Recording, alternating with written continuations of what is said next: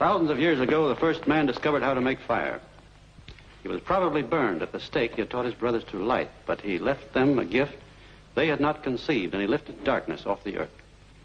Throughout the centuries, there were men who took first steps down new roads, armed with nothing but their own vision. The great creators, the thinkers, the artists, the scientists, the inventors, stood alone against the men of their time. Every new thought was opposed, every new invention was denounced.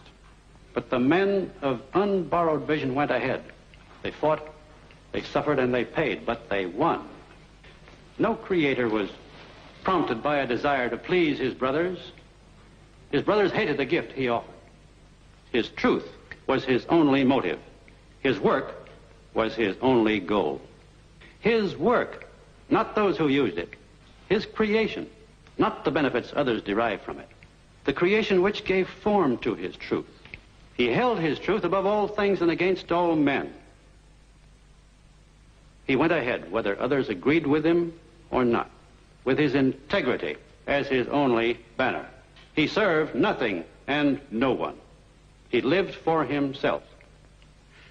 And only by living for himself was he able to achieve the things which are the glory of mankind. Such is the nature of achievement. Man cannot survive except through his mind. He comes on earth unarmed. His brain is his only weapon. But the mind is an attribute of the individual. There is no such thing as a collective brain. The man who thinks must think and act on his own. The reasoning mind cannot work under any form of compulsion. It cannot be subordinated to the needs, opinions, or wishes of others. It is not an object of sacrifice. The Creator stands on his own judgment. The parasite follows the opinions of others. The Creator thinks. The parasite copies. The Creator produces. The parasite loots. The Creator's concern is the conquest of nature. The parasite's concern is the conquest of man. The Creator requires independence. He neither serves nor rules. He deals with men by free exchange and voluntary choice. The parasite seeks power. He wants to bind all men together in common action and common slavery.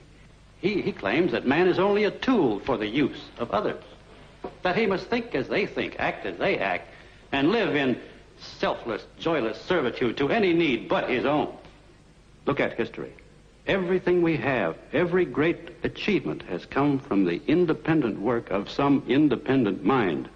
Every horror and destruction came from attempts to force men into a herd of brainless, soulless robots, without personal rights, without personal ambition, without will, hope, or dignity.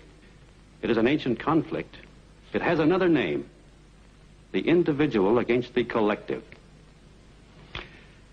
Our country, the noblest country in the history of men, was based on the principle of individualism, the principle of man's inalienable rights.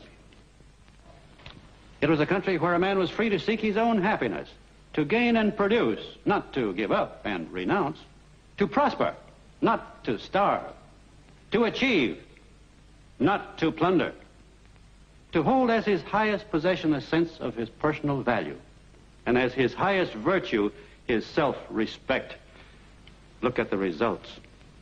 That is what the collectivists are now asking you to destroy, as much of the earth has been destroyed.